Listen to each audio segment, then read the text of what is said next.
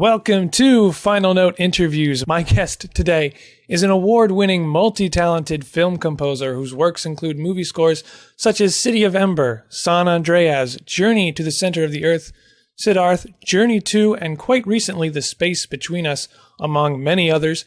He's also Canadian. Andrew Lockington, how are you this afternoon? I'm great, Seth. Thanks for having me. Sure. So my first question for you is, how and when did you first become interested in music? You know, some of my earliest memories are sitting down at the piano at my home when I was a kid and just playing things that I'd heard on TV or heard on the radio. So I think music was always something that captivated me, and it was always an emotional outlet for me. When did you decide to pursue composing as a career? I played in a band in high school, and I was quite into songwriting. And I think for a long time I thought that would be my career. And in my last year of high school, the band disbanded, for lack of a better word. And it was right around the time that university applications were due. So I decided to pursue music in university, and in the process got very interested in orchestral music and music for film. And I think a lot of that came about because film music is where a lot of the new interesting music is happening, in large part because that's where the funding is for music. As people sometimes say, the film studios and the film medium are the patrons of music in the same way that the kings and queens were 300 or 400 years ago.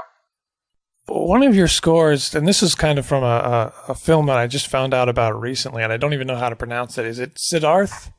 Siddharth, yes. Siddharth. Okay, cool. Got it right.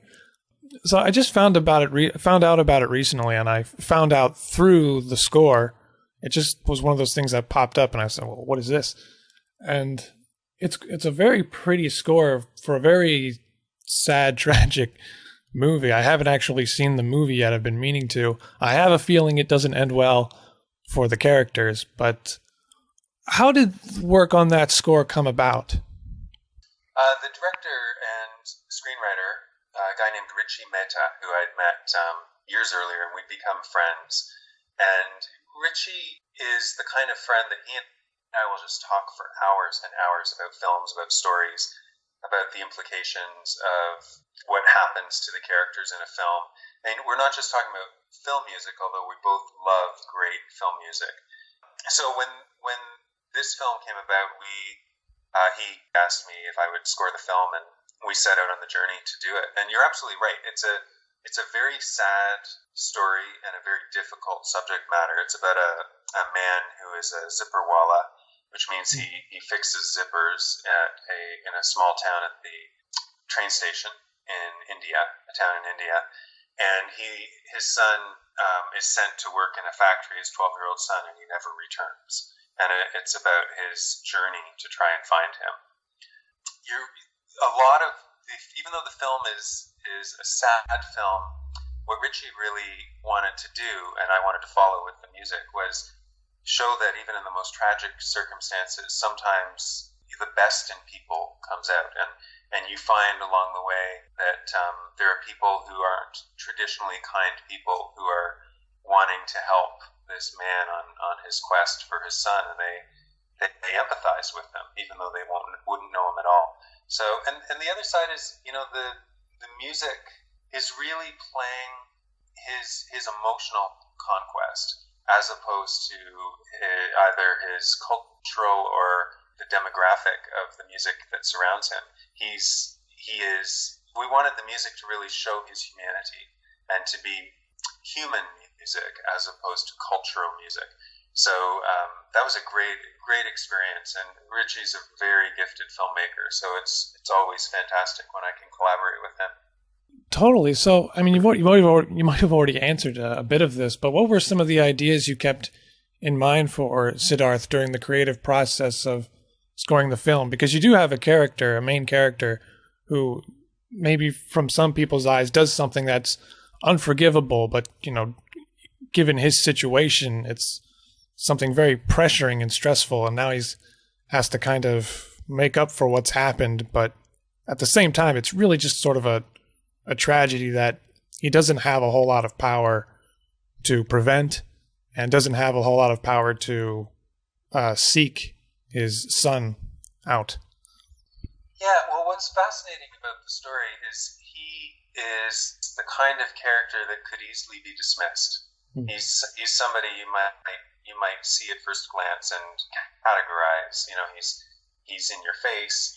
Most of the people that he is approaching want nothing to do with him. I think he's getting 999 no's for every yes in terms of offering his zipper wallet services. So the character in the script and the storytelling does such a good job of allowing us to grow to see the humanity in him, that we wanted to make sure that the music did the same, that the music wasn't scoring his social status or maybe scoring people's reaction to him, but instead they were going behind the veil and seeing his humanity and his human qualities and his compassion and his pain as he looks to keep his family together. So even though, the movie is set in India, the majority of the movie is in Hindi, but while there is some Indian influence to the score, we really wanted it to transcend that and be more of a human take on him and go through and see through the culture and score just the simple story of a man losing his son and trying to find him. Totally. I just recently saw a video concerning the score to San Andreas. And one of the things that made me laugh was, for one point for the score, you had to sort of destroy or wreck a piano somewhat, to get a kind of earthquake-like sound, a very scary nature's wrath type of sound, and it was just kind of funny because it's one of those things that I don't know. I would expect maybe a composer would do that for the sake of the sound, but did that hurt inside at all to have to sort of dismantle a piano? Because the end result was pretty cool, but for the sound that you got out of it, but was that out? You're absolutely right. It's sacrilege to destroy a piano. The idea actually came from two places. Number one, years ago, my assistant and good friend Neil was moving and had an old piano in his apartment. He tried everything he could to give it away, and no one would take it. So he said when the guys came to move it, I think they were taking it to a landfill or a recycling site, and they dropped it, I think 12 feet or 14 feet from his door into the back of this, like a flatbed truck or some sort of junk truck. And he said the sound, as some of the strings broke and the soundboard, I think, cracked, and there was this instant release of energy, of all this pent-up energy. And he said the sound was extraordinary, and he, to this day, regrets that he never didn't prepare and set up mics to record it. So that story had kind of stuck with me. And then one of the first images that I was shown in San Andreas by Brad Payton, the director, was the Golden Gate Bridge and the wires starting to snap on the bridge. And I immediately thought of, the times I've been playing guitar and had a string snap and you hear it whiz past your ear. And just this immense pent-up energy suddenly releasing and the sound that makes. And it made me think, wouldn't it be cool to record the sound of destroying a piano? And so set out to buy a sledgehammer, some pretty heavy-duty bolt cutters, and gloves and face masks. And we found when you show up at Home Depot with those things in the cart, there are a lot of questions and there's a lot of suspicion into your character. But we did that, and we set it up in my studio with padding everywhere because, of course, we were going to have flying wires all over the place and releasing, and started to record it. It was sort of a 2-day process, and at the end of the first day, I sat down. I think my wife was calling me for dinner, and I just sat down and started playing this half-destroyed piano. And it was such an extraordinary instrument all of a sudden. I'd sort of assumed after hitting it with the sledgehammer 15 times it would be unusable. But instead, it had sort of a metamorphosis into this unique instrument where, sometimes the hammer, where a string used to be, and it was no longer, the hammer would hit the soundboard, the cast iron soundboard, and would resonate the entire piano. And it was almost like this percussion hybrid. I don't know, I guess I call it a found instrument almost, because it was by accident. I had no intention of creating it into that. But, I sat for 3 or 4 hours and just played and played and played and played. And I think that actually had a big influence on the film I just did, The Space Between Us, because it opened my eyes to the idea of finding music where maybe I'd never looked before, finding harmonic elements and melodic elements, or even just percussive motifs that were in places that maybe I'd never really ventured to find music in. Yeah, the score to San Andreas is a really interesting beast. That's kind of a fitting word, I think, too. There's a lot of strange sounds that kind of make up the soundscape of a disaster, and I was pretty much just wondering if you could go just a bit further into detail about that score, about finding the sounds to represent a major earthquake, among other things. Yeah, there were a few paths. One of my favorite parts of doing a score is actually the research path, where I set out to almost purposely put myself in a place where I'm lost without my bearings. So whether it's a musical culture or new instruments or a new sonic world or even a new mode or scale that I've never worked in before, it's trying to put myself in a place where I'm uncomfortable and have to use my tools or grow new appendages to find a way to swim my way out of it. And that's when I find great things happen. So on San Andreas, there were a few things we did. I found a guy named Micah Frank, who was a fantastic sonic artist and synthesizer programmer. And he had played around with the idea of taking waveform data from actual seismic data from the U.S. Geological Service around the world. They actually keep track in real time of movements from the sensors all over the world, tectonic plate movements, and record waveforms. And he had figured out a way to incorporate some of those waveforms and transition them into sonic material we can hear. So I teamed up with him, and we focused on the San Andreas Fault for, I think it was 35 days, and 24/7 recorded all of the plate wave data for 35 days, just solid, and then went through it and started interpreting it using the synthesizer that he built and finding the amazing moments, the things that just, when you transition it into the frequencies we can hear, things that sounded amazing, really interesting. So that's one part of the score. And the other was playing around with sounds. The piano thing really went much further than I thought, because I'd imagined it being this, I was recording for these big hits that would happen with orchestral percussion, and you'd get this bash piano sound, adding color to these big drum hits. But it actually went further than that. It ended up becoming an instrument in and of itself, and either an instrument that I would use raw or an instrument I would use to feed through some of the modular synths and effects that I was using. So, yeah, despite all of that, and that was a really fun journey in the score, it was as valuable to serve. It served as valuable to create a contrast for the emotional and human elements to the score to play against, because at the end of the day, the earthquake is a character, but the true story of that film is about a father trying to save his family.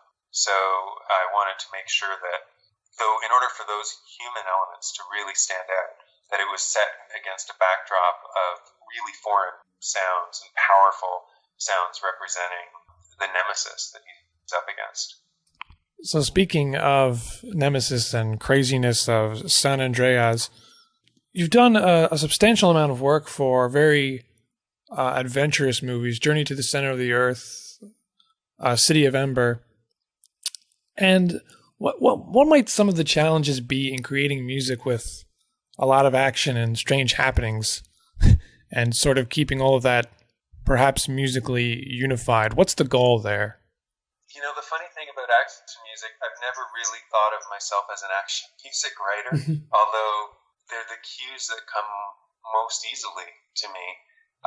They're not to say they're not a lot of work, but that, I don't know, I almost feel like I go into a bit of a trance when I'm writing for some of those scenes and wake up 3 or 4 hours later and I've hatched this creature that sonically seems to work. In terms of those movies, the first movie that in the franchise that really was my first opportunity in that kind of bigger budget film world was the Journey franchise. And the amazing thing about that for me is, I mean, as a kid, I just loved the movie. Growing up in the 80s, I loved those kinds of films, like these family adventure type films where you could really just get lost, and it was a bit like a theme park ride where you knew you'd come out okay, but you really enjoy the scares along the way. So I felt that, I mean, the Journey series was great, and especially, I mean, starting with the first movie, I really felt like I could be on the other side of that experience and be the person writing the music for my 6-year-old self or 12-year-old self as I was watching the movie. So yeah, it's really fun to dive into a different world and be writing for something that not only would you have appreciated when you were younger, but that you appreciate now.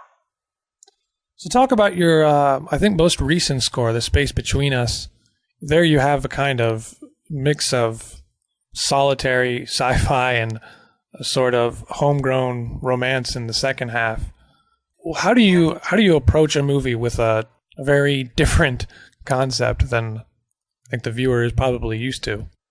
Your description of it is really good because it is sort of a solitary sci-fi. I mean, I think a big difference between The Space Between Us and a lot of other films centered around Mars is, in terms of the music, Mars isn't really a character in the same way. It's this is all sort of a set of circumstances and a backdrop for the situation our character is in, where he finds himself coming to Earth, basically a blank slate.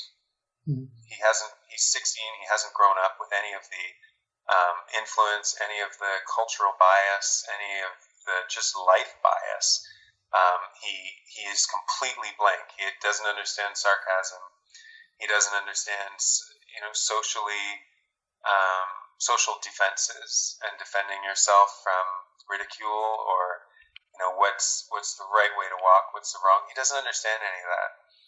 So he's really looking at the Earth through fresh eyes, and it ended up being a really fascinating thing to score. Peter Chelsom, the director, is a director I've admired for many, many years, and I remember seeing his film Serendipity many years ago with my wife and saying, I'd love to work with that guy. Like, there's a guy who really understands emotional storytelling in films, and I've always felt the music in his films was very good, and so to get a chance to collaborate with someone like that was fantastic. But what he said to me on The Space Between Us is, everything's new to Gardner. He comes to Earth. Let's let the music take that to another dimension and really play with that concept. And so I set out to look at the world with those eyes and try to find music in places and musical instruments in places I'd never looked before. And that's what really sent me on the journey and what is the backbone of that score. Totally. So who are some of your favorite composers or musicians who may have influenced you or shaped you, or simply are people whose work you enjoy or admire, if there are any? Yeah, probably the composer, and I'm going to sound like everybody else, but the composer growing up that I admired the most was John Williams.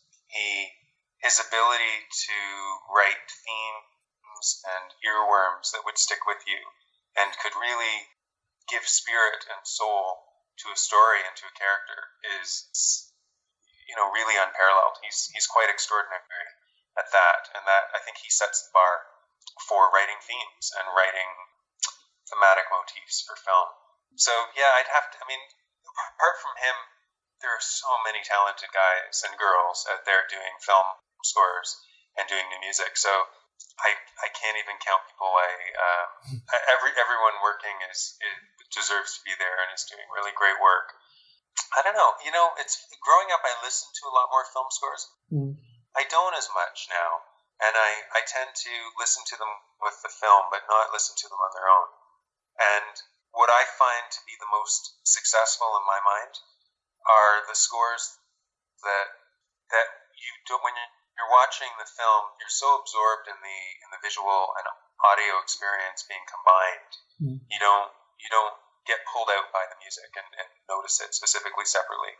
That said, a really good score afterwards, when someone hears the score and have seen the film, they will be transported back and relive the movie through oral means.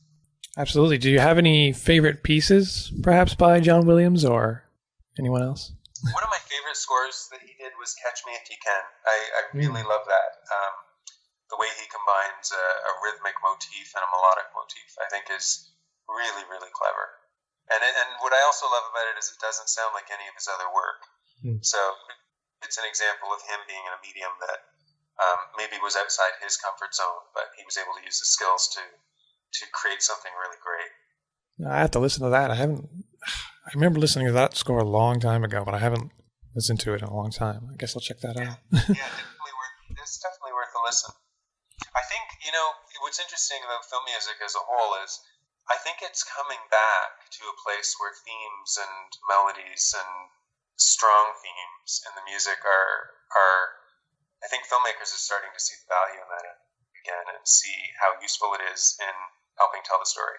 And I don't think that's always the case. I think it's on a film and a story-by-story basis. Yeah. But I think we went through a period of time where themes were, I don't know, just not as popular and considered overly emotional.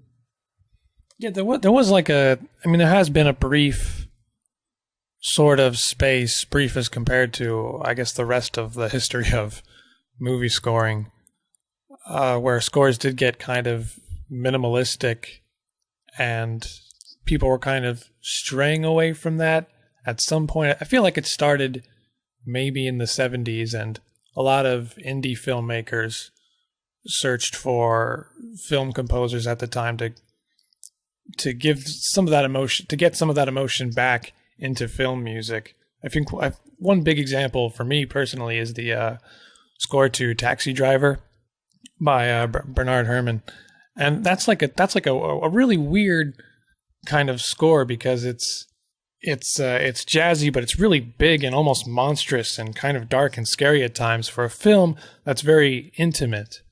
And you really don't expect that. You expect maybe a more minimalist score for something with the concept and plot and the characters of Taxi Driver. And going off what you said, it's interesting to hear that because I feel like I can hear that even in some of the more adventurous scores for something like Journey and Journey 2. I definitely get the impression that I hear like sort of returns of motifs or phrases or melodies, certain themes that kind of brighten during times where the music is very dark or things are kind of depressing, and suddenly a character's theme pops up and it kind of re-encourages or sparks something in you. And on that topic, my question is, what do you feel music brings to a film, basically? Yeah, again, it's obviously every film is different, and I think one of the things I really like, just to go back to the other question for a second, about film music, when I say coming back to themes, Journey is an example where I sort of had license to write in the style of the films from the 80s and 90s and that sort of adventure feel. And those were very thematic, but they were also very straight ahead orchestral. sort of the adventure sound that was synonymous with that kind of family adventure film. Mm-hmm. I think what I really love is I love that composers are willing to take a chance and try, and filmmakers and try different approaches and different things. And I think you bring up a great example with Taxi Driver. But I think there's a way to reincorporate and be thematic, but also explore new ground and blaze new ground. So I'm definitely with you. I'm not as much. I don't as much think of going backwards, but instead taking some of the elements that we used in the past and going forwards. That's a good way to put it. But sorry, what was your last question? Oh, just what do you feel music brings to a film, depending on the... Yeah, right. So I think a really successful score helps tell the story, and it isn't reiterating what's already visually there or there in the dialogue of the characters, but I think it's finding a different way to tell the story. It's an emotional telling of the story, maybe some emotional information that isn't as clear or didn't make it into the visuals or the dialogue. And I also think a really good score basically supports the emotional reaction and emotional response that your audience arrives at on their own. I think it's really important for the audience to participate emotionally in a film and put themselves inside the film. And the best stories are where you identify with a character and you basically filter all of your emotions through them, and you're feeling very much inside the mind of that character and the heart of that character. But because of that, I think it's really important that the music never beats the audience to that point. I think they need to arrive there and support it, but the leap needs to be made by the audience, or else if the music is dictating emotion, the audience doesn't really, it can just sit back and isn't required to even be there.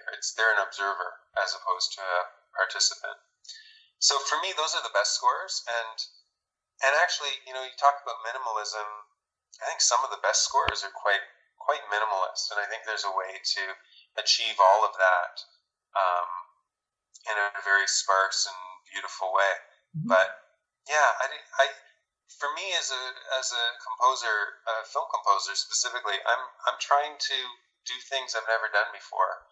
I really shy away from the projects where I feel like I'm being asked to do something that I've done that worked, but I'm always trying to twist the arm of the filmmaker into letting me try something unique and go down a path I've never gone down before. That to me is when the most interesting things happen. I mean, the best themes, the best rhythmic elements, they all happen a bit by accident. It's playing around with ideas and playing a wrong note and going, whoa, wait a second, that sounds great. That's something I never would have done before. So I'm always looking for the films and the projects that will put me in that situation where I can, I like to think of it as being thrown in the deep end and learning how to swim your way out. You want to be in that situation. That's when you're challenged, and that's when great things happen. Absolutely. I mean, it sounds like it's you have a lot of creative freedom in that sense, because you get to do things that you might not have done, like you've said. I mean, if you were just composing for music just for kicks, which is fine, but sometimes you have the idea of staying in your comfort zone, whereas for film, you kind of have that excuse in your head pushing you to try to see, well, maybe what would happen if I tried this. So that seems to be a very rewarding and intriguing work to do. It is, and you have to get used to a lot of dead ends too, because I've ventured down many paths. I mean, in San Andreas, what I set out to do with the piano and what I did with it were two different things. And I mean, one of the benefits of working with filmmakers that you've worked with before, number one, you're hired very early on. So, with Brad Payton's films, I'm hired at the script stage, even before shooting. So I have a lot of time to play around with ideas. And Brad's very motivating and supportive of me venturing down paths that, neither of us have been down before. we call it throwing spaghetti against the wall and seeing what sticks. But so often he'll say, I pitched him an idea. I was working on a film. We're working on a film called Rampage that goes to camera in a month or two, and I had this idea of recording this musical element in Costa Rica, and I said, I'd love to give this a shot. And he said, yeah, run with it. Let's see what happens. So there's a lot of freedom, time-wise, but in terms of, there's a lot of creative freedom given to me by people. I guess I've earned their trust by having good results on the journey on other projects. So I'm very fortunate to have that, and that's something you don't get, and I certainly wouldn't get that kind of opportunity on a film where you're hired at the very end of the process. But yeah, it's one of the best things, to be honest, about writing music for pictures. You're motivated to go outside your comfort zone. The same way songwriters will travel somewhere and go up to a cabin in the woods and write an album, and a different album comes out of their creative selves. I sort of see the screen as a window into a different world and into a different set of circumstances and into a different group of characters other than myself.